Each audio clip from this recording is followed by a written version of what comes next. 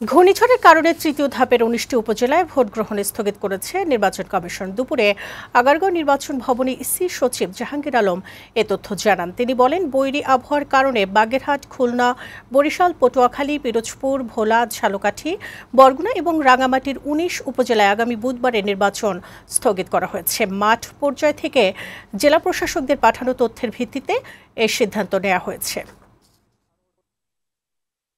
জেলা প্রশাসক এবং বিভাগীয় কমিশনারদের নিকট থেকে প্রাপ্ত তথ্যের আলোকে নির্বাচন কমিশন বাগেরহাট জেলার শরণখোলা, মোড়লগঞ্জ, মোংলা, খুলনা জেলার কয়রা, পাইকগাছা, ডুমুরিয়া, বরিশাল জেলার গৌরনদী, আগলঝরা, পটুয়াখালী জেলার পটুয়াখালী সদর, মির্জাগঞ্জ, দুমকি, পিরোজপুর জেলার মঠবাড়িয়া, ভোলা জেলার তজুমউদ্দিন, লালমোহন, ঝালকাঠি জেলার রাজাপুর, কাঠালিয়া, বরগুনা জেলার বামনা, পাথরঘাটা এবং রাঙ্গামাটি পার্বত্য জেলার বাঘাইছড়ি উপজেলা নির্বাচন আপাতত স্থগিত ঘোষণা করেছেন।